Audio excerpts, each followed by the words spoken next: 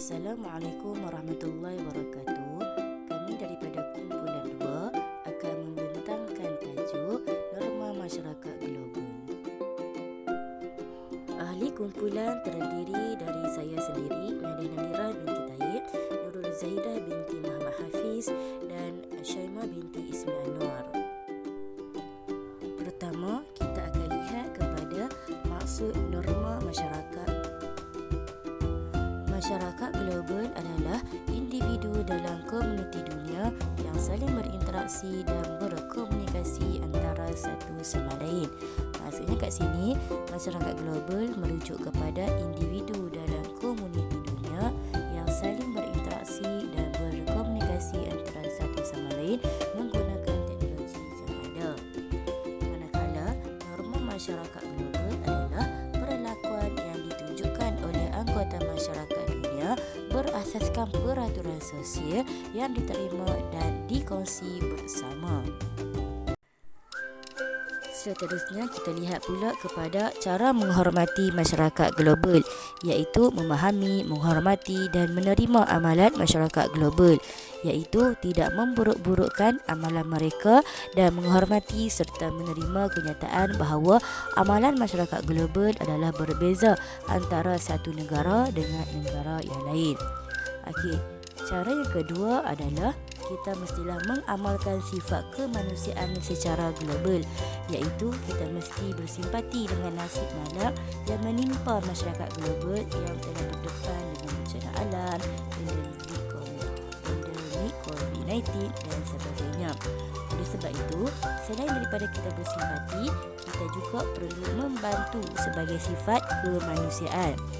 Okey, cara menghormati masyarakat yang ketiga adalah melestarikan kesejahteraan global, iaitu mengekalkan keamanan global dan pengurusan alam secara sistematik. Okey, yang keempat adalah menghormati perspektif dalam kepelbagaian isu global, iaitu berusaha memahami isu tanpa prejudis. Maksudnya, tidak membuat keputusan tanpa memahami perkara yang sebenar dan juga tidak berat sebelah. Dan yang terakhir sekali, cara menghormati adalah berkomunikasi mengikut kesesuaian dalam hubungan antara budaya, iaitu menggunakan komunikasi yang bersesuaian dan sopan. Maksudnya, tak perlu meniru budaya yang menggunakan bahasa yang tidak baik ataupun bahasa yang kasar. Oleh sebab itu, dalam komunikasi kita mesti menggunakan bahasa yang mudah difahami. Seterusnya, kita lihat pula kepada contoh norma masyarakat global.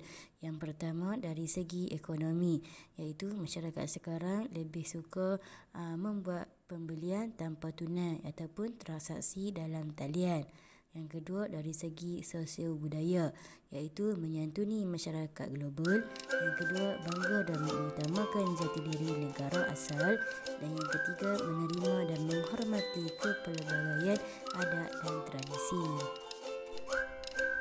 Contoh norma masyarakat global yang ketiga adalah dari segi kelestarian alam sekitar, iaitu budaya mesra alam dan juga pembangunan terancang. Okey. Yang keempat, dari segi peraturan dan undang-undang, iaitu menghormati dan melindungi hak asasi manusia dan mematuhi peraturan dan undang-undang antarabangsa. Contoh norma masyarakat global yang kelima adalah dari segi kesihatan, iaitu perkongsian kepakaran perubatan seluruh dunia dan juga kerjasama dalam pengawalan penyakit menjangkit. Dan yang terakhir adalah dari segi teknologi, iaitu inovasi penciptaan alat teknologi baru, jaringan dan jaringan telekomunikasi yang merapatkan peran digital dan penggunaan barangan dan perkakasan canggih dalam kehidupan. Jom kita lihat video yang telah kami sediakan. Perang Rusia-Ukraine yang bermula pada 24 Februari 2022 dengan tiada tanda akan berakhir malah semakin tegang. Tajuk berita-berita antarabangsa akhir-akhir ini mula menulis tentang ancaman penggunaan senjata nuklear dalam perang ini. Pada awal September 2022, Rusia telah menawan seluas 116,000 km persegi kawasan di Ukraine iaitu meliputi bandar-bandar utama di selatan dan timur Ukraine serta mengawal laluan perdagangan penting di Laut Hitam.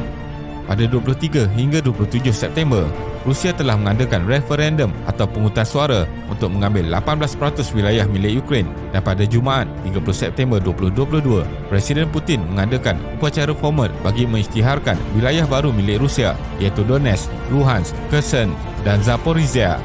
Putin berikrar akan melakukan apa sahaja untuk melindungi kedaulatan Rusia termasuk ancaman nuklear, dan ini boleh menyebabkan konflik menjadi semakin buruk. Jadi, dalam video kali ini, kita akan melihat situasi tegang perang Ukraine-Rusia sehingga membangkitkan isu penggunaan senjata nuklear. Ucapan Putin mengenai senjata nuklear. Bandar Kherson, Zaporizhia, Donetsk dan Luhansk dengan keluasan 15% daripada negara Ukraine telah jatuh ke tangan Rusia. Apabila wilayah milik Ukraine jatuh ke tangan Rusia, Putin mungkin menggunakan alasan ini untuk bertindak lebih agresif, dan dalam ucapannya di media, Putin menyatakan beliau sentiasa mendengar permintaan penduduk dan akan melindungi wilayah di dalam Rusia. Menurut Putin, pihak NATO akan memberi ancaman kepada kedaulatan Rusia dengan menghantar peluru berpandu jarak jauh yang membolehkan Kiev menyerang Crimea dan kawasan lain milik Rusia, seperti serangan peluru berpandu dan drone oleh tentera Ukraine ke atas wilayah Belgorod dan Kursk di Rusia. Putin turut menyatakan bahawa tentera Ukraine menyerang stesen nuklear di Zaporizhia dan ia adalah satu bentuk urutan nuklear disokong oleh pihak barat bagi dijadikan alasan oleh NATO dan sekutunya untuk mula menggunakan senjata nuklear. Putin memberi amaran bahawa Rusia juga mempunyai pelbagai senjata pemusnah yang lebih hebat daripada anggota NATO dan tidak akan teragak-agak untuk melancarkan serangan balas. International Campaign to Abolish Nuclear Weapons (ICAN) memberi pandangan mengenai ucapan Putin dengan menyatakan keadaan Eropah pada tahun 2022 adalah lebih berisiko dan berbahaya berbanding Jepun pada tahun 1945 yang mempunyai populasi lebih kecil dan kurang padat. Jika satu letupan nuklear berlaku di Eropah hari ini, ia akan membunuh sehingga ratusan ribu orang awam dan mencederakan lebih ramai lagi dengan kesan radioaktif tersebar sehingga ke banyak negara. Perkhidmatan kecemasan akan lumpuh dan situasi panik akan menyebabkan migrasi besar-besaran ditambah dengan keruntuhan ekonomi. Berdasarkan video yang dipaparkan tadi, kita dapat lihat konflik antara dua buah negara iaitu Rusia dan Ukraine, di mana terdapat beberapa konflik ini berlaku. Antaranya ialah yang pertama, Ukraine ini masih dianggap sebahagian daripada Rusia. Yang kedua, sejak kejatuhan Kesatuan Soviet, NATO dilihat semakin tamak dan meluaskan kuasanya hingga ke wilayah-wilayah bekas tanah jajahan Rusia. Sikap NATO yang dilihat tidak pernah berasa puas dengan 12 negara semasa penubuhan NATO pada tahun 1949 adalah punca konflik ini berlaku. Ketiga, hasrat Ukraine untuk menyertai NATO. Ini dapat dilihat sebagai penyebab utama berlakunya peperangan antara dua buah negara ini. Punca yang keempat iaitu kebangkitan elemen fasim dan nazim di Ukraine. Kelompok ini menamakan diri mereka sebagai pejuang Evo yang bercita-cita untuk memperjuang white supremacy, anti-immigrant, anti-Islam, anti-Rusia serta akan menyerang mana-mana pihak yang tidak menyokong ideologi yang dibawa oleh mereka. Seterusnya, kita akan lihat kepada kepentingan amalan norma masyarakat global. Norma masyarakat global amat penting kepada semua pihak bagi membentuk sebuah masyarakat yang menghormati hak manusia dan menghayati nilai universal. Amalan norma masyarakat global dalam kehidupan harian menjadikan sesebuah masyarakat lebih sejahtera dan harmoni. Terdapat 4 kepentingan amalan norma masyarakat global iaitu yang pertama, meningkatkan ekonomi global. Yang kedua, membentuk tingkah laku masyarakat global yang berperi kemanusiaan. Yang ketiga, meningkatkan penguasaan teknologi dalam masyarakat global. Dan yang keempat, iaitu memartabatkan hak asasi manusia dan kelestarian alam sekitar global. Okay, mari kita lihat satu persatu. Kepentingan amalan norma masyarakat global yang pertama iaitu meningkatkan ekonomi global, di mana ia dapat merangsang pasaran ekonomi global dan ia juga dapat menggalakkan pelibatan masyarakat global dalam aktiviti ekonomi. Kedua, membentuk tingkah laku masyarakat global yang berperi kemanusiaan, di mana ia dapat mengukuhkan persefahaman budaya masyarakat global dan masyarakat global bertingkah laku mengikut peraturan dan undang-undang antarabangsa. Seterusnya, yang ketiga, meningkatkan penguasaan teknologi dalam masyarakat global.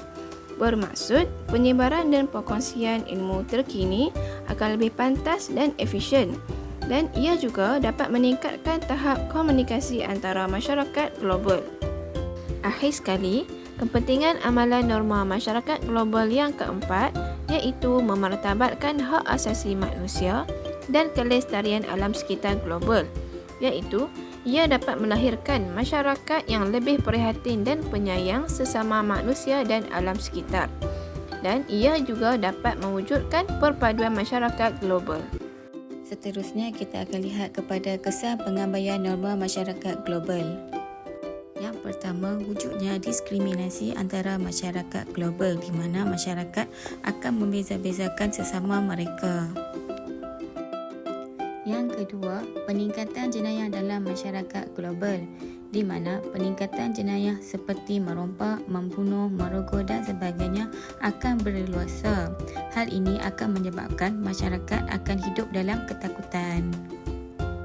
Yang ketiga, keharmonian masyarakat global tergugat di mana masyarakat akan merasa tidak harmoni jika kehidupan mereka sering diancam oleh perkara-perkara yang tidak diingini. Yang keempat, interaksi sosial masyarakat global terjejas di mana perhubungan sosial masyarakat sama ada di dalam negara ataupun luar negara akan terputus dan tiada maklumat mengenai isu-isu semasa seperti perkabaran dari saudara, rakan-rakan dan lain-lain. Yang kelima, pertumbuhan ekonomi global terjejas. Hal ini kerana pelabur akan menarik semula pelaburan-pelaburan yang telah dilakukan oleh mereka kerana mereka tidak mahu menanggung sebarang kerugian. Dan yang terakhir, alam sekitar global terancam di mana pencemaran udara, air, tanah, bunyi dan sisa pepejal akan berlaku. Kesan daripada pengabaian masyarakat yang tidak indah akan persekitaran. Kesimpulan yang dapat dilakukan dari tajuk kami adalah setiap anggota masyarakat global perlulah mempunyai nilai hormat, hemah tinggi dan rasional dalam kehidupan. Selain itu, anggota masyarakat global juga patut mengamalkan nilai kesederhanaan dan kebebasan yang tidak menjejaskan keharmonian sejagat. Amalan norma masyarakat global yang dihayati akan melahirkan rasa bangga dan gembira dalam setiap tindakan yang dilakukan. Masa untuk menjawab kuis.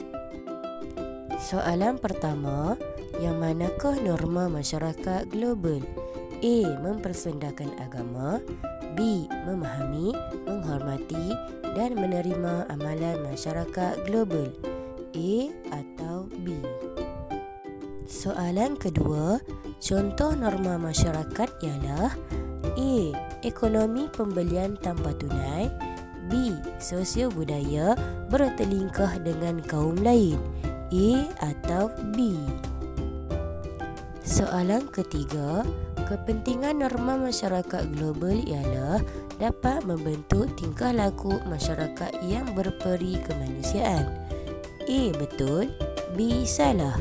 A atau B? Soalan terakhir ialah kesan pengabaian norma masyarakat global ialah penurunan kes jenayah.